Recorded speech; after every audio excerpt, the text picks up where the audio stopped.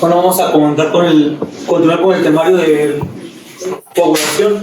Vamos a hablar un poquito de la monitorización de la hemostasia en el paciente crítico, el modelo celular de la coagulación y la trombolastografía, que más que trombolastografía vamos a hablar de los modelos viscoelásticos para la coagulación, ¿no? Como agenda vamos a ver pues, la introducción, modelos de la coagulación de manera un poquito superficial, lo que es el ROTEM y el TEG, y comentario, ¿no? Interpretación que le podemos dar. Vamos a ver pues, que la hemostasia viene del griego hemo, que es sangre, y sabes que es detener, ¿no? Que es un sistema defensivo. Y cuando vamos a la imagen, pues no vamos a detener el sangrado si vemos que alguien le dio un lleguecito a la cara, un lleguecito a la femoral y sigue sanando al paciente. Pues, pero este sistema de la coagulación nos ayuda a mantener la integridad del sistema circulatorio que está sometido a una alta presión, ¿no? Son diversas las células y los factores que intervienen en su activación, desarrollo, mantenimiento y disolución. La lesión endotelial, la formación del tapón plaquetario como parte de la hemostasia primaria, la propagación del proceso de la coagulación por la cascada, la llamada cascada que antes nos daban cuando estábamos en la facultad, la propagación de este proceso de la coagulación, pues, la terminación de la coagulación por mecanismos antitrombóticos y la eliminación del coágulo, ¿no? La hemostasia primaria, como les comentaba, es lo que se va formando con el tapón plaquetario. Se resulta de complejas interacciones entre plaquetas circulantes, la pared vascular y una serie de proteínas con capacidad adhesiva que van a dar a la formación del tapón plaquetario, ¿no? El endotelio vascular está revestido por células con propiedades antitrombóticas, pero su endotelio es un tejido de gran actividad trombogénica que con elementos como el colágeno, el factor de von Willebrand y las proteínas como la laminina y la trombopondina, ¿no? Que estas van a estar implicadas en la lesión de plaquetas, que son fragmentos citoplasmáticos. Entonces, hay una lesión, se empiezan a agregar las plaquetas, se agregan los receptores, y de los diversos gránulos que tienen las plaquetas se empiezan a formar más hasta que se forma un tapón, ¿no?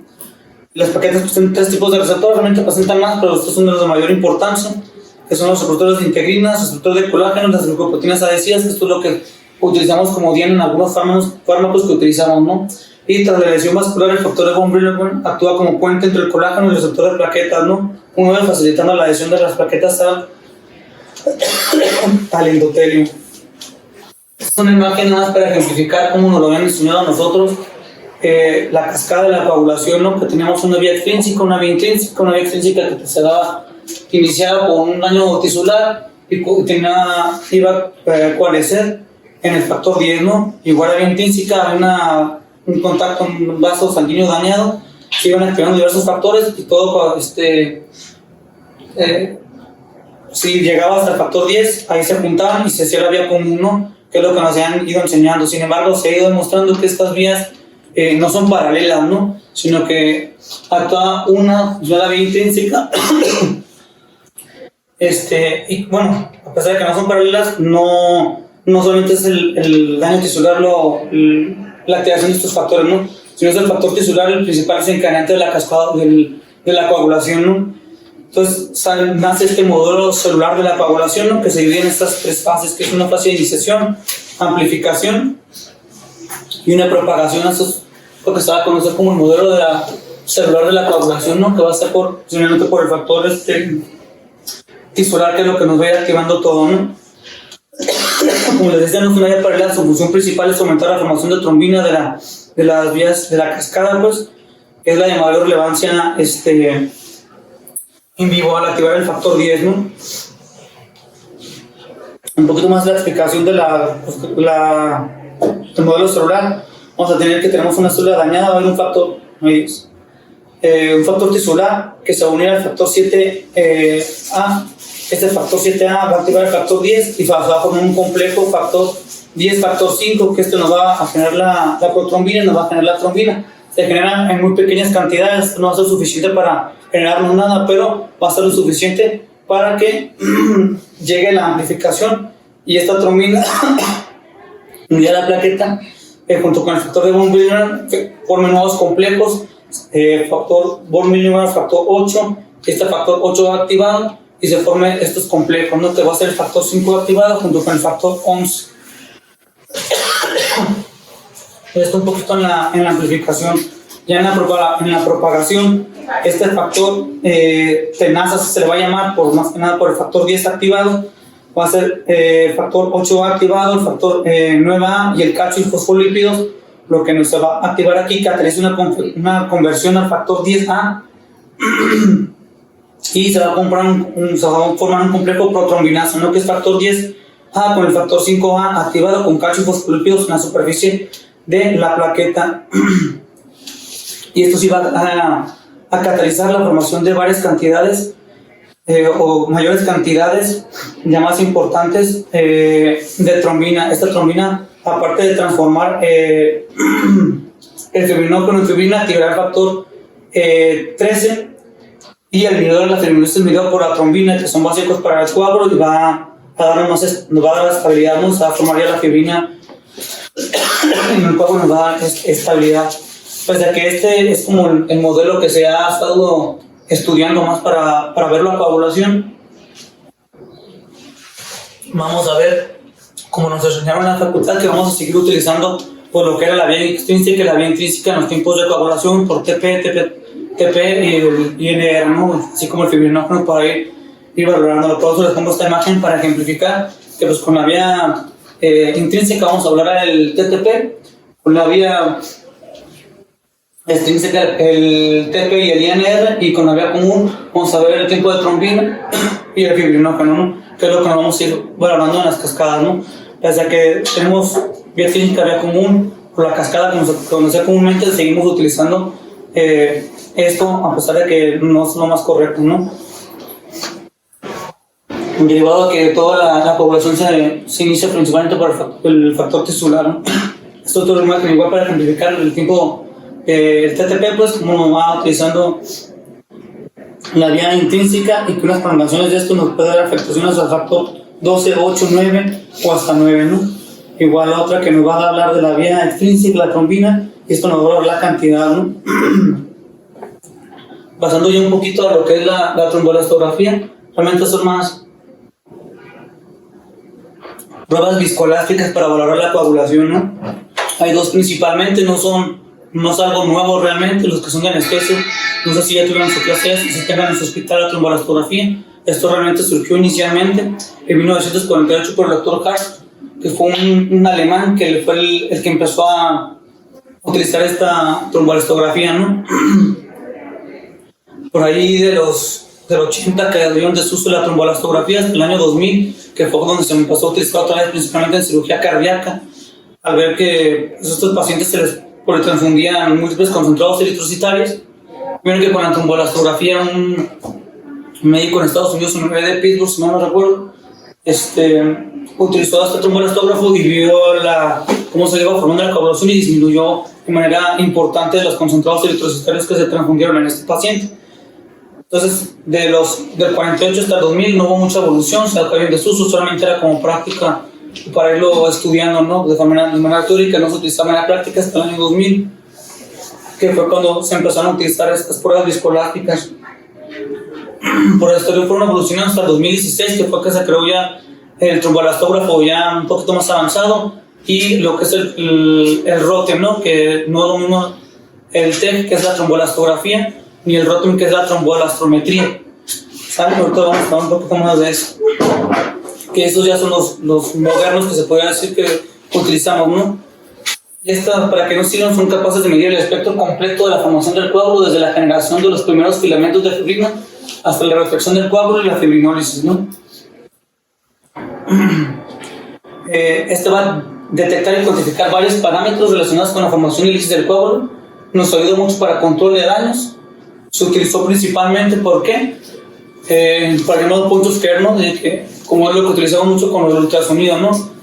Si nosotros nos esperamos a ver cuánto tenemos para tener unas pruebas de tiempos de coagulación con fibrinógeno, se tarda aproximadamente de 1 a 2 horas aproximadamente en el laboratorio. Eso, si yo voy corriendo, lo llevo al laboratorio, ¿no? Si lo pasamos a nuestro mundo, pues si no hay mensajeros, si pasa algo, pues esto voy a retrasar más la atención y lo que yo voy a poder transfundir a mi paciente, ¿no? Entonces se empezó a dar mucho auge a partir de los 2000 otra vez para dar el control de daños en las transfusiones. Se transfundían demasiados hemocomponentes que, como vemos en la clase del doctor Blanco, entonces incrementaba el riesgo de efectos adversos relacionados a la transfusión con nuestros pacientes, ¿no? ¿En qué se utilizó principalmente o cuál es lo que ha demostrado beneficio actualmente? Va a ser en trauma severo, pacientes politraumatizados, en insuficiencia cardíaca, trasplante hepático y en pacientes obstétricas. Estos son los 4 patologías en las que va a tener utilidad el tromboelastógrafo, ¿no? En nuestro contexto, ¿se puede llegar a utilizar en pacientes con hemofilia? Sí, se puede, pero lo más que más se utiliza en nuestro contexto de UCI es en trauma severo, en insuficiencia cardíaca, en trasplante hepático por los... Ahorita, el trasplante hepático que lo hemos visto, no sangran 12,000 mililitros, sangra 10 litros el paciente. Por los pacientes con insuficiencia cardíaca que están en bomba, que están con heparina en infusión, nos puede dar una idea de si el paciente ya está revertido o no revertido, o qué es lo que se va a hacer en estos casos, ¿no? Y en pacientes obstétricas, en el estudio Woman se demostró que sí disminuyó mucho la transfusión de hemocomponentes, ¿no? ¿Cómo funcionan estos aparatos? Aquí en la imagen A es el tromboelastógrafo que se describió inicialmente, pero se ha ido evolucionando. Este tiene un pin. Esta es una pantallita, ¿no? Cómo se va a graficar, tiene un pin y tiene como una cubetita, ¿no? Aquí lo que va girando es la cubeta, ¿no? Forma 45 grados de izquierda a derecha y está constantemente girando hasta que se empieza a formar el coágulo y empieza a darnos la graficación en la pantalla, ¿no? El Rotem, que es el que se tiene en el hospital clínico, es este que está aquí en la imagen B, ¿no? Este no gira la cubetita, sino que tiene un pin de plástico aquí insertado en la cubetita donde está la sangre. Se toman aproximadamente 2.95 mililitros de sangre y empieza a girar el pin igual izquierda-derecha 45 grados hasta que se empieza a formar el coágulo, se empieza a atorar este pin y nos empieza a graficar, ¿no? Esto lo hace de manera con un láser, lo traduce, lo pasa a una pantalla y lo graficamos acá, ¿no? Cuando ustedes quieren ver o empiezan a leer lo de las placas escolásticas, los de anestesio, los que lo vayan a utilizar, van a encontrar todas estas nomenclaturas que tenemos aquí abajo, ¿no? MCF, LI30, CL30, MA, alfa, KR, CT, CFT. Entonces, eso puede como dificultar un poquito la lectura si no nos damos cuenta que unas para la tromboelastografía y otras para la tromboelastometría, ¿no? Que es el Rotem. Por eso aquí en esta se los puse aquí ya Rotem. La nomenclatura básicamente es lo mismo, quiere decir lo mismo, nada más es la nomenclatura que se utiliza, ¿no? En Rotem utilizan el I30, que es la lisis, MC, F, alfa, FTS, FT, en la tromboelastógrafo, lo que es la R, la K, MA, CD30 y T. Pero esto es para tromboelastografía y para tromboelastometría, ¿no? Es solamente nomenclatura, pero para fines prácticos se sigue utilizando. Es entendible de las dos maneras. Pasando un poquito ya de manera general, qué es lo que quiere decir cada uno de esto de manera gráfica. Esta es una imagen, la verdad es que la tomé de Up to Date, es muy ilustrativa a mi entender.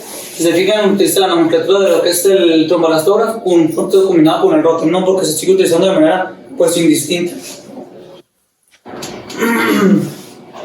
Vemos lo que es la R, la A, K, MA, lisis y vamos a ver un poquito más por apartado, ¿no? Lo que es la R, el valor R tiene un tiempo de reacción. ¿Qué es el valor R? O el ST, lo que vamos a ver es el tiempo de reacción, que es el tiempo que tarda en formarse el coágulo de manera inicial, ¿no? Que solamente es esto rojo que vamos a ir viendo aquí. Mira, aquí está R o clot time, que es el ST, ¿no? ¿De qué depende esto? Pues de la generación de fibrina principalmente. Esto es importante, a lo mejor pacientes que estén en bomba, que están pasando con heparina, pues vamos a ver que el R se va a ir prolongando mucho, ¿no? Entonces tarda mucho en empezarse a formar el coágulo, entonces quiere decir que nuestro paciente está pasando algo ahí, ¿no? Pasando a lo que es la K, los ángulos alfa y K, mide la velocidad a la que se forma el coágulo, ¿no? Pueden estar prolongados debido a cualquier factor que retarde la generación del coágulo, como déficit de algún factor plasmático, anticoagulación con la heparina, y va a depender principalmente de trombina, plaquetas y fibrinógeno, como lo vemos aquí, ¿no? Entonces aquí nos va diciendo qué es lo que le va a faltar a nuestro paciente en esa parte de la tromboelastometría, ¿no? Que es lo que lo podemos ver gráfico. Que de manera práctica, ¿qué es lo que va a necesitar el paciente? Pues precipitados o fibrinógeno, ¿no? Lo que le podemos transfundir. Lo que es la MA es el tiempo de máxima amplitud del coágulo. Esta es sensible a plaquetas, fibrinógeno, factor 9, fibrinólisis, va a estar disminuido con coágulo lisable, hay riesgo de sangrado. Aquí, ¿qué es lo que se puede administrar? Fibrinógeno, precipitados o plaquetas, ¿no? Aquí se fijan en una trayecto más adelante que les voy a poner. Pues yo les dije que los tiempos de coagulación tardan 1 hora, 2 horas aproximadamente en tener un resultado. Pues aquí yo estoy viendo, ¿no? Que la máxima amplitud tarda hasta 30 minutos en formarse, ¿no? Entonces, ¿cómo me dicen? Si yo, no, pues, aunque esperarme 30 minutos hasta que salga la máxima amplitud, pues, también puedo esperar a lo mejor media hora más hasta que salga todos los demás y hacer alguna intervención, ¿no? Ahorita vamos un poquito más adelante. Y posterior la lisis del coágulo, ¿no? Que eso nos va a hablar de la estabilidad. ¿Cuánto quedó del coágulo a los 30 minutos que pasó la prueba, que se realizó la prueba, ¿no? Inicialmente, el tromboelastógrafo sí tardaba 21 minutos en darme toda la medición o toda la verificación y me tenía que esperar forzosamente los 21 minutos aproximadamente en tener toda la graficación. Ya con los tromboelastógrafos modernos o la trombostalometría, eso pues ya no es necesario, pues yo puedo tener una medición a los 5, 10, 15 minutos y hacer una intervención que pueda repercutir en mi paciente, ¿no? Y aquí nos sirve para ver si administrar una terapia antifibrinolítica, ¿no? Depende del plasmilógeno. Aspecto plástico, pues que puedo pasar un ácido tranexímico al paciente si no está utilizando. De manera práctica, aquí le puse bien las imágenes, no se alcanza a ver muy bien, nos pongo un poquito de colorcito. Pero qué es lo que está alterado y qué es lo que yo le voy a pasar en esa graficación, ¿no? Si tengo una alteración en la formación del coágulo, en el R, pues qué es lo que yo puedo pasar, plasma fresco congelado o revertir con sulfato de protamina al paciente, ¿no? En el verdecito, en la iniciación de la formación, fibrinógeno o precipitados, en la máxima amplitud plaquetas y al final ácido tranexámico. ¿Conoces como de manera gráfica? ¿Cómo lo puedo yo ver yo? Nada más así de que, pues vamos a ver esto. Si está aquí cortado, está aquí alterado, pues aquí le falta crío, fibrinógeno, ácido tranexámico, ¿no? Esto de manera gráfica. Aquí igual otra tablita para ejemplificarles cómo la terminología en cada uno de las dos pruebas viscoelásticas, la tromboelastografía y el Rotem, pues el R que es el ST, el tiempo K que es el SFT, nada más, ¿no? Y aquí es lo que les comentaba que se puede hacer en el Rotem principalmente, ¿no? No me tengo que esperar los 21 minutos, hago una prueba de amplitud a los 5, 10, 15, 20, 30 minutos y puedo tomar una medición más confiable, ¿no? ¿Cuáles son los valores normales? Hay dos formas de interpretarlo para saber qué es lo que yo le voy a pasar a mi paciente. Si verlo en el dibujito o el Rotem ya te da los valores y te los dan rojo en la pantallita, ¿no? Y dice qué es lo que está alterado. En el Rotem, si está alterado el ST, 35-80, 120-140 segundos, 35-110, el ángulo alfa 71-81, el tiempo de amplitud máxima y el tiempo de lisis del coágulo, ¿no? Te lo dan en porcentaje. Entonces, lo puedo ver gráficamente, lo puedo ver numéricamente y numéricamente pues también puedo tomar la decisión. Y aquí otra tablita en la que igual nos da un rango de normalidad y nos da el trigger para hacer una transfusión, ¿no? Ya sea del CT, del ángulo alfa, de la amplitud máxima o de la lisis, ¿no? Principalmente en el Rotem. Y lo que nos va a ayudar a tomar una decisión. Esas tablitas, igual, si ustedes se ponen a leer, están hablando mucha terminología, pero pues no es como entendible bien hasta que lees un poquito más a profundidad del tema, ¿no? Estos Extem, Intem, Fiptem, Eptem, Aptem nos habla de solamente la tromboelastometría, ¿no? Esto es del Rotem, pues. Son cartuchos que ya vienen preinstalados en el software que trae el Rotem y nos va hablando de esto, ¿no? El Extem, Intem, no lo va a procesar todo el Rotem, pues son cartuchos que tú y yo voy pidiendo, ¿sabes qué?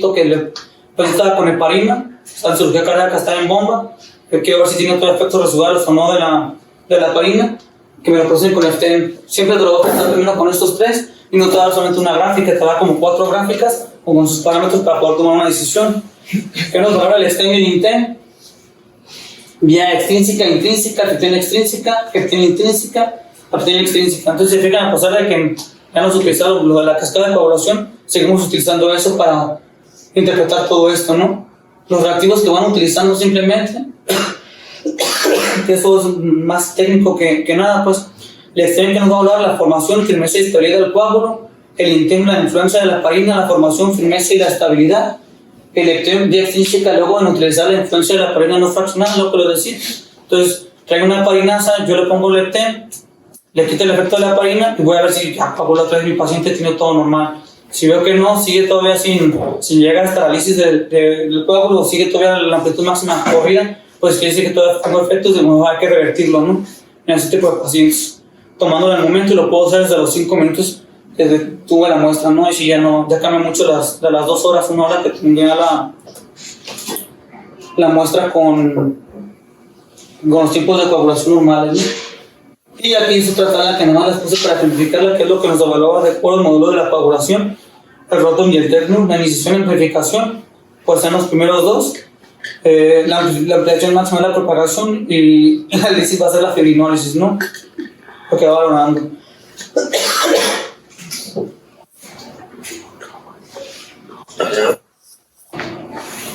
Igual un poquito más de lo que hacía el Rotem y el TECNU, con las vías extrínsecas e intrínsecas, con lo que es el INTEM, el STEM, el LACTEM y esos cartuchos que ya tiene preestablecidos el Rotem, ¿no? Aquí, por ejemplo, el Rotem no nos lo va a dar tal cual así como lo estamos viendo aquí en la pantalla, la pura imagen, ¿no? Te da la imagen, te da otras 2 gráficas y te da los parámetros de lo que es el ST, el MCF, el lisis del coágulo y cuánto está en porcentaje, cuánto tiene en segundos. La verdad es que el fabricante tiene sus propias tablas de cuánto es el parámetro de ST, de SFT, de lisis del coágulo. A los 5, 10, 15 son tablas muy extensas que realmente no es fútil aprendérselas si la podemos ver más en ese momento, ¿no? A lo mejor si hacemos trombolastometría todos los días, entonces te llegas a aprender el parámetro del límite superior o límite inferior para este tipo de cosas, ¿no? Entonces, fíjense, es un extremo que nos está hablando la vía extrínseca, ¿no? Nos está viendo el MCF, ¿no? Que es la amplitud del coágulo aquí, ¿no? Aquí te lo está dando a 40 milímetros. Le ponen el 15 y vean cómo se aplanó, ¿no? Se aplanó bastante. Nos hablan de una trombocitopenia en estos casos. Pues, si hay parámetros de acuerdo a cuánto puede tener esto, que nos puede dar una estimación aproximada de cuántas plaquetas tiene el paciente. 74.109 es más o menos el MCF de ese paciente, ¿no? Aproximadamente. Aquí es otro STEM con otro FITEM, pero aquí el paciente también tiene afectación de fibrinógeno. Ven cómo se ve un poquito todavía más delgado y cayó un poquito más la amplitud en este caso, ¿no? De los 38 le ponen en este cartucho y nos da esto. Y acá les hablaba con el STEM, ¿no? Nos habla del sistema fibrinolítico, normal tiene que estar abajo del 15%. Entonces aquí nos da que pues está posterior, que está muy pequeño, le ponen el LACTEM y pues realmente te dice que está normal esto, ¿no? El paciente está bien, ¿no? Lo que les quedaba con el INTEM que nos valoraba ya la actividad con la heparina, aquí dice, pues este paciente está muy prolongado el R o la iniciación de la formación del coágulo. Vean cómo se prolonga, normalmente se punta hasta 20, le ponen la heparinasa y se corrige todo esto, ¿no? Se quiere decir que el paciente está abajo, está en bomba, está en cirugía de trasplante, está en una cirugía cardíaca y pues hay que pasar la sulfato de protamina en ese momento y nada más, ¿no? Si se fijan, todo lo que hablaba es imposible, ¿no? Pero pues en qué momento va a hacer la intervención o cuándo, o qué es lo que cuándo le voy a pasar, ¿no? Creo precipitados, plaquetas, todo eso, ¿no? La verdad es que hay muchos algoritmos. Hay una guía de Corea del Sur que salió en el 2019 que nos habla estrictamente de trombolastrografía, transfusiones guiadas por trombolastrometría, específicamente solamente el Rotem. Y si te fijan, eso les dije, no lo podemos graficar, lo podemos ver por las mediciones del STEM, cómo está la amplitud y qué es lo que nos recomiendan transfundirles en estas, ¿no? Esto es un artículo exclusivo que hablaba de Rotem, ¿no? Cuánto tengo mi parámetro y qué es lo que le va a pasar, críos o fibrinógeno, plaquetas, críos más fibrinógenos, plaquetas 2 unidades, 1 unidad, nos va a dar un poquito más, ¿no? Cómo están los parámetros del CT, el diagnóstico, un radio que se hace sacando el CT, el INTEM con el del ETEM, es el parámetro que nos da, no lo gráfico, es el numérico que tiene ahí. Y qué es lo que yo voy a pasar, ¿no? Sulfatoprotamina, si tengo bajos factores de coagulación, plasma acceso congelado, lo precipitado, ¿no? O la fibrinólisis, pues, que va a ser transfundir ácido tranexámico. Entonces, las patologías que les había comentado que estaba demostrado pasar utilizar la tromboelastometría o las pruebas viscoelásticas en cirugía cardíaca. Este es un pequeño algoritmo que nos decía, ¿no? Saco un stem, ordeno plaquetas, puedo hacer su congelado y que lo precipitado de acuerdo a lo que me dan mis parámetros, yo decido o no transfundirlo. Vuelvo a repetir, confirmo la coagulopatía de la nutrición por heparina, pues ya lo necesito pasar a alguna otra cosa y ya le paso de acuerdo a los resultados que tengo con esto, ¿no? Son algoritmos muy sencillos. Si vemos al algoritmo que se publicó por esta ya que les comento de la sociedad coreana, es un poquito más largo los algoritmos, ¿no? Nos dicen cuántos transfundirlo. En pacientes con traumas, si se fijan, no difiere mucho del pasado, pues nomás es hacer, ver dónde está la alteración y ver qué es lo que le voy a transfundir a nuestro paciente. En pacientes con traumas, yo encuentro este otro algoritmo en un artículo de revisión. De acuerdo al CT, al ángulo, a la máxima amplitud de análisis, es lo que yo decido transfundir, ¿no? Si van a hacer su congelado 2 unidades, 10 unidades de precipitados, un pool plaquetario, o transfundir ácido tranexámico, ¿no? Que son como los algoritmos que manejan en este artículo para los pacientes con trauma, ¿no? De acuerdo a la análisis, la amplitud máxima, a los ángulos de cada prueba, ¿no? Hay que tener en cuenta variables, pues, que nos pueden alterar las mediciones en estos pacientes. El CT se prolonga con una heparina no fraccionada, inhibidores directos de la trombina, antagonistas de vitamina K, y tiene menor sensibilidad con heparina de bajo peso molecular y con inhibidores directos del factor 10A. Se va a cortar con factor 7A y la amplitud máxima aumenta con precipitados concentrados de binógeno, concentrado de plaquetas y disminuye con emolición antiplaquetarios. Y estos no van a ser sensibles al ácido alcopirolegel. La lisis aumenta por drogas, terminolíticas, TPA, uropinase, disminuye por terapia intracelular y ácido tranexámico, ¿no? Pasando un poquito a otros artículos, comparando con el Rotem, pues, si realmente esto disminuye la mortalidad, ¿no? El de utilizar una prueba viscoelástica para disminuir la mortalidad en los pacientes que les comentaba, realmente no disminuye mortalidad. Lo que sí disminuye es la cantidad de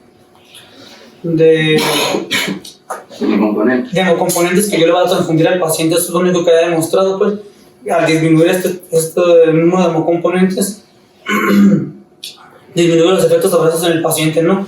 Sobrecarga, taco, trali, costos principalmente. Decían que en las épocas de 2000 cuando se hizo cirugía cardíaca se pasaban hasta 50 concentrados eritrocitarios. Entonces, en el instituto no lo vemos, pero si lo vemos de manera privada, pues sí es importante la cantidad de dinero que se va a ahorrar en estos tipos de pruebas, ¿no?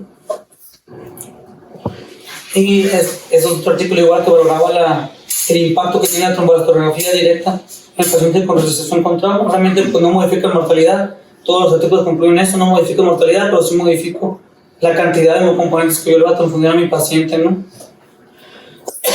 Y la detección de la coagulopatía por trauma, si una prueba viscoelástica me puede ayudar a detectar una coagulopatía por trauma en este tipo de pacientes. Realmente en esta revisión sistemática se concluyó que no, pues, o sea, no sustituye todo lo demás que tenemos que hacer para llegar a la conclusión del diagnóstico, ¿no? Y básicamente sería todo. No sé si entiendo alguna pregunta. Realmente yo cuando lo leí, la verdad es que me confundió un poquito cuando veía lo del TEC, veía lo de Rotem, porque me especifica hasta que encontré el artículo en el que se basaron todos los demás artículos de revisión, los demás estudios que traigan los principios básicos y ya te explica qué es el TEC y qué es el Rotem, ¿no? Tromboelastometría, tromboelastografía, tabla de cada parámetro y tabla de la nomenclatura, diferente de la nomenclatura para poderlo ver en cada uno de estos, ¿no? Si hay otros artículos que te hablan de patrones, ¿no? Que vamos a ver viendo que si copa de vino, que si está muy ancha, que está muy delgada, pero realmente es que eso pues ya no se utiliza tanto, pues a lo mejor en los exámenes se puede utilizar, no sé si en el consejo ven así como más el dibujo, pero se utiliza ya más el valor numérico, menos en el Rotem, que el dibujito, solamente el ver esta imagen, ¿no? Porque igual la máquina me arroja el valor numérico del CT, del MSF, del ISIS, y en base a eso yo veo mis tabletas y tomo la decisión. Ojo, ya con mucha práctica lo haces rápido, pero pues si no, es un poquito más complicado, no sé todo esto. Te ponen a sangrar ahí con el examen, tienes que ver que te vas a transfundir. Pero ahí viene casi las respuestas en la misma impresión que te dan. Reponle, no reponle. De hecho sí te lo da, pues, o sea, la clase es más bien para entender la nomenclatura, cómo funciona. La verdad es que sí evolucionó bastante desde los 2000 hasta la fecha, pues, porque sí, como es el log, ya casi te dice, está alterado esto, pues, pero pues hay que entender de dónde viene todo esto, qué quiere decir cada parte de la nomenclatura, porque si yo no entiendo de dónde viene todo esto, pues va a estar complicado. Si nada me ponen la imagen, ¿no? Cuando vienen los de trasplante hepático que tienen la tromborastografía y también el dibujito y tú de, pues, no son lo que utilizamos nosotros comúnmente, pues, o sea, si hay en el hospital, pues no es lo que tenemos a libre disposición, pues.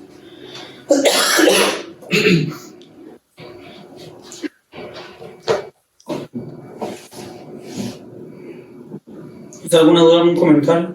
Ya, pero eso no lo pides. No, o sea, Diana nos dijo que llegó el Rotem recientemente, le estuvieron dando pláticas ahí en la clínica, ¿no? Que van a tener Rotem. Es otra de las evidencias que tienen, pues. La verdad es que los algoritmos son una ayuda, pero pues, se puede utilizar en muchas cosas. En pacientes con hemofilia también leí que se podría llegar a utilizar la trombolastografía de manera prequirúrgica para ver qué es lo que le vas a hacer a ese paciente, ¿no? De manera perioperatoria. Pero pacientes estables, todo. Pues. Me refiero a la capacitación esa que dieron y decía la capacitadora que, así como los algoritmos que tú sacaste, pues, pero básicamente decía que si no lo detecta el Rotem, o sea, hay un chorro de cosas que no detecta. Por ejemplo, lo de la vida. Hay problemas de coagulación intrínsecos que tengan deficiencias de factores, todo eso, muchas cosas no los detecta. Y pone un ejemplo de que estaban ahí vendiendo su Rotem ahí a un hospital y les pusieron un ejemplo de que estaban operando y que pues el paciente estaba, ¿cómo se llama? Sangre y le sacaban el Rotem ahí en la demostración y pues salía normal el coágulo. Y no, pues ¿qué será ahí haciéndose garras? Y hasta que a alguien se le ocurrió, oigan, ¿no será que hay algo que sigue sangrando y que no lo ha cerrado?